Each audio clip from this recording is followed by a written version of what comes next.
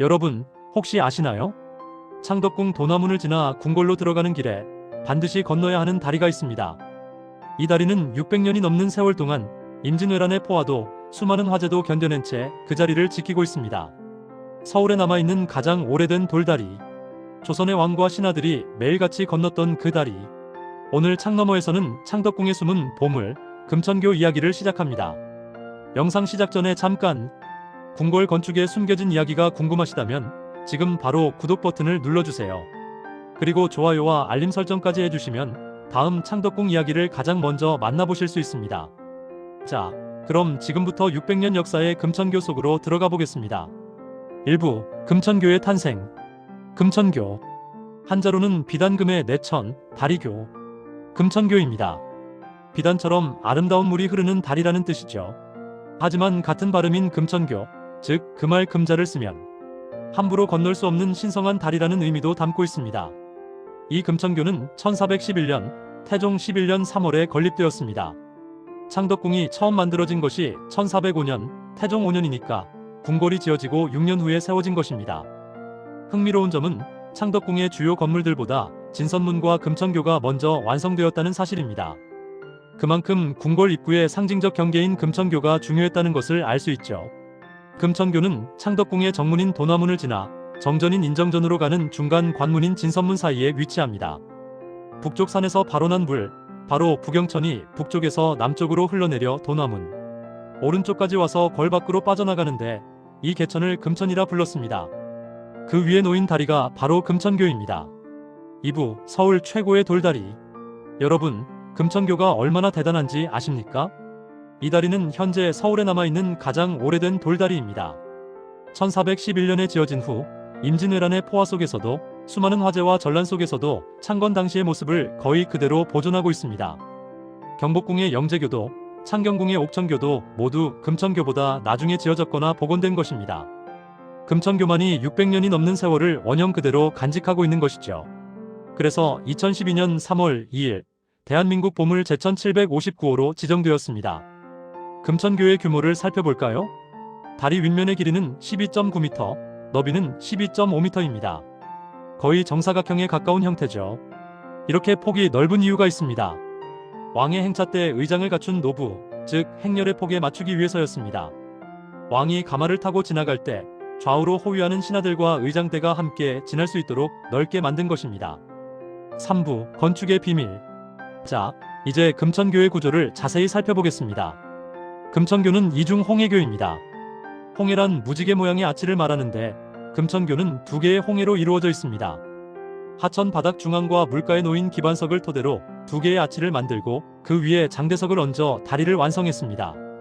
다리 바닥은 3칸으로 나누어 칸마다 장대석을 깔았고 가운데가 약간 볼록하게 솟아오른 곡면 구조로 되어 있습니다. 빗물이 양쪽으로 자연스럽게 흘러내리도록 만든 것이죠. 금천교의 백미는 바로 난간과 조각입니다. 다리 양쪽 가장자리에는 돌난간이 세워져 있는데 난간의 머리 부분은 연화보주형, 즉 연꽃과 보주로 장식되어 있습니다. 그 사이에 세운 판석에는 하엽동자기둥 모양의 부조가 새겨져 있습니다. 하엽동자기둥이란 연잎을 든 동자 모양의 기둥을 말하는데 불교적 상징을 담고 있습니다. 판석 각 칸마다 사이평 안상을 투각하여 마치 레이스처럼 섬세한 무늬를 만들어냈습니다. 난간 기둥 밑에는 천록으로 추정되는 상상 속 동물의 머리가 환조로 조각되어 있습니다. 천록은 악귀를 물리치는 신령스러운 동물로 궁궐을 지키는 수호신 역할을 했습니다. 4부, 상징과 의미. 금천교에서 가장 눈여겨봐야 할 것은 바로 동물 조각들입니다. 다리 측면의 두 홍해 사이 벽을 보시면 도깨비 얼굴 모양인 귀면상이 부조되어 있습니다. 이 귀면은 벽사의 의미를 담고 있습니다. 물길을 타고 들어오는 악귀를 막아주는 수호신이죠. 그리고 홍해 기반석 위, 남쪽에는 해태상이, 북쪽에는 거북상이 배치되어 있습니다. 해태는 시비를 가리고 화재를 막아주는 상서로운 동물이고 거북은 북쪽을 지키는 현무를 상징합니다. 이렇게 금천교는 단순한 다리가 아니라 악귀를 물리치고 궁궐을 수호하는 신성한 공간이었습니다. 그렇다면 금천교는 어떤 역할을 했을까요? 첫째, 궁궐의 안과 밖을 가르는 상징적 경계였습니다. 조선시대 승정원의 업무 지침서인 은대조례를 보면 이런 규정이 있습니다. 승지가 연속 입직하도록 규정된 일수를 마치기 전에 금천교를 넘어가면 그동안 연속 입직한 일수는 무효로 처리한다.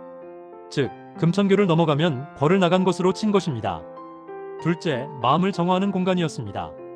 신하들은 금천교를 건너며 바깥 세상의 사심과 욕망을 내려놓고 깨끗한 마음으로 임금을 뵙고자 했습니다. 맑은 물이 흐르는 금천위를 건너는 것 자체가 일종의 정신적 의례였던 것이죠. 셋째, 마중과 배웅의 장소였습니다. 왕이 대비 같은 왕실 어른이나 중국 사신을 맞이하거나 전송할 때 금천교까지 나아갔습니다. 또한 왕이 아끼던 신하나 외조부모, 장인장모가 세상을 떠났을 때는 금천교에서 애도의 예를 올리기도 했습니다. 5부, 현재의 금천교. 한 가지 흥미로운 사실을 알려드리겠습니다. 지금 우리가 보는 금천교는 사실 원래 위치에서 조금 옮겨진 것입니다. 1902년에서 1904년 사이에 촬영된 조선고적도보의 사진과 현재 금천교의 위치를 비교해보면 북쪽으로 약간 이동한 것을 알 수 있습니다. 이는 구한말과 일제강점기 때 외국에서 도입된 자동차가 궁궐에 드나들 길이 필요해지면서 생긴 변화입니다. 1907년 순종이 창덕궁으로 이어갈 때 차량 통행의 편의를 위해 금천교의 위치를 조금 옮겼던 것이죠. 그래서 현재 복원된 어도, 즉 왕이 다니던 길이 금천교와 직각이 아니라 약간 비스듬하게 교차하고 있습니다. 하지만 다리 자체는 1411년 처음 만들어진 그 모습을 거의 그대로 간직하고 있습니다. 600년이 넘는 세월 동안 이 자리를 지켜온 금천교. 서울에 남아있는 가장 오래된 돌다리이자 궁궐 건축의 아름다움과 조선 장인들의 뛰어난 기술을 보여주는 문화유산입니다. 다음에 창덕궁을 방문하실 때는 금천교 위에 잠시 멈춰 서보시기 바랍니다. 연꽃 무늬가 새겨진 난간, 해태와 거북이 조각, 그리고 도깨비 얼굴까지 하나하나 찬찬히 살펴보시면 600년 전 조선 장인들의 숨결이 느껴지실 겁니다. 오늘 창너머에서는 창덕궁 금천교의 이야기를 들려드렸습니다. 마음을 씻고 궁궐로 들어가는 신성한 다리 금천교. 단순한 건축물이 아니라 조선시대 사람들의 정신세계를 담고 있는 문화유산이었습니다. 다음 시리즈에서는 어떤 창덕궁의 이야기를 들려드릴까요? 구독과 좋아요, 알림 설정으로 다음 이야기를 기다려주세요. 여러분의 궁금증이나 알고 싶은 창덕궁 건축 이야기가 있다면 댓글로 남겨주세요. 창너머였습니다. 감사합니다.